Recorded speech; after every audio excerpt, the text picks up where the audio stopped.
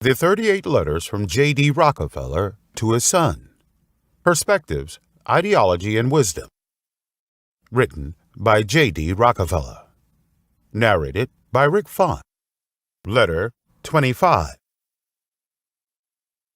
Have every penny brings you benefits. Make every penny's worth. Do not take the first step without thinking about the last step. June 21st, 1914. Dear John, Mr. Charles left us forever, which makes me sad. As a faithful citizen of God, Mr. Charles has always been a very kind and rich man. He is willing to do good and constantly uses the money he earns to help those compatriots suffering in poverty. I believe that God will welcome him with a smile in heaven because of his benevolence and selflessness. Being with a sincere soul is a blessing from heaven. It is a lifetime honor to have a partner like Mr. Charles. Of course, Mr. Charles's cautious character often leads to constant friction between us, but it does not take away my respect for him at the very least. To lose respect for noble people is to deprive yourself of dignity. Back then, the top management of the company had the habit of having lunch together. Every time I had a meal, even though I was the first person in the company, I would leave him a seat that symbolized the core of the company to show my respect for his integrity. Yes, this is not enough. Noble morality should be praised. On the whole, although Deus is only a very small detail, it may affect the entire company and affect the company's performance. In fact, Standard Oil's partners are all honest people. We all know how valuable and important cooperation is to respect, trust, and unite. We strive to make it a reality. Therefore, even if there is a disagreement, we will only speak up and talk about the matter, not scheme against one another or make false claims. I believe that in such a pure atmosphere, even if someone has improper thoughts, he will leave them at home. But this is just one of the reasons why Standard Oil is so powerful that it awes its opponents. While sincere cooperation is regarded as the most important factor in our lives, in this regard, Mr. Charles exemplified his practice. As the leader of the company, I sincerely advocated this during a board meeting. We are a family. We share the honor and disgrace, and our strong palms hold up our common cause. Therefore, I suggest to everyone, please do not say what I should do, but say what we should do. Don't forget, we are partners, and whatever we do is for the benefit of all of us. My speech infected Mr. Charles, and he was the first to respond to me. Gentlemen, I understand. What John meant was that we are more important than me. We are a family. That is right. It should be we. At that moment, I saw our great future because we began to be loyal to us. Do not forget that everyone is selfish. Everyone is loyal to themselves by nature, and I is the religion in everyone's heart. When we replaces me, the power it gives off will be incalculable.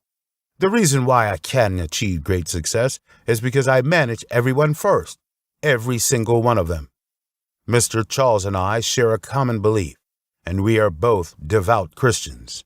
I like Mr. Charles's favorite motto, treasure time and money. I always thought it was a motto that embodies great wisdom.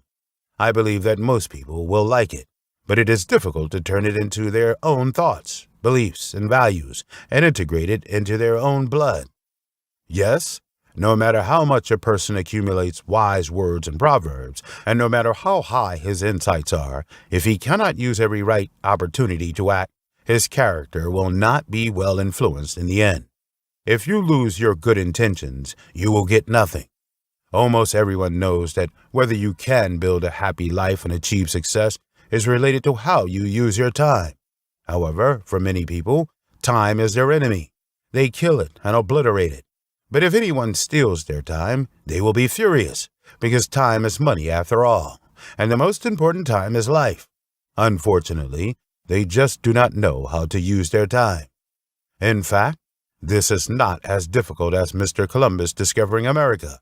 The important thing is that we plan every day, even every moment, know what to think about and how to act. Planning is the basis for us to live in accordance with the daily situation, and it can show us what is feasible. To make a perfect plan, you must first confirm what you want. In addition, every plan must have measures, and you have to monitor the results. A plan that can discuss actions and produce results is a valuable plan. Of course, creativity, spontaneity, and belief can turn the impossible into possible and break through the limits of a plan.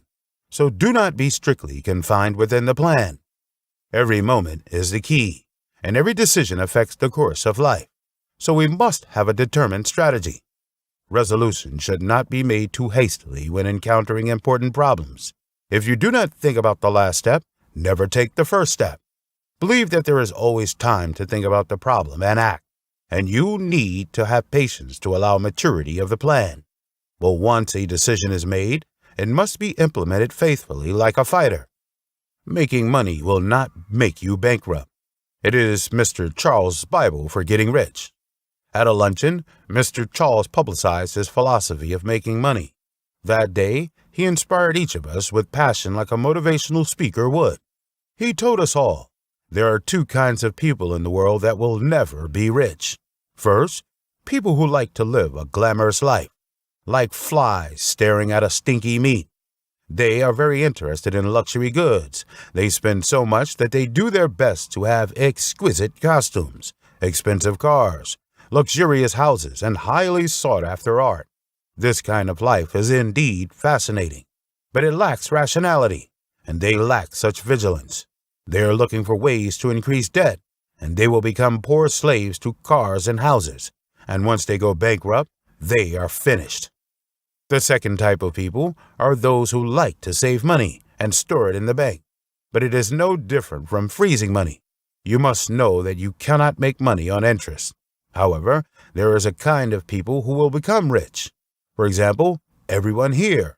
We do not look for ways to spend money, but look for ways to cultivate and manage various investments, because we know that wealth can be used to produce more money.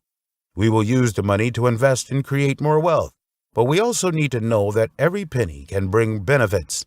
This is just like John's usual business principle. Make every penny's worth. Mr. Charles's speech drew enthusiastic applause. I was ignited by him, and I was applauding so hard that I still felt two palms aching after the meal. Now I can no longer hear that kind of applause, and there is no chance for that kind of applause. But treasured time and money has always accompanied me.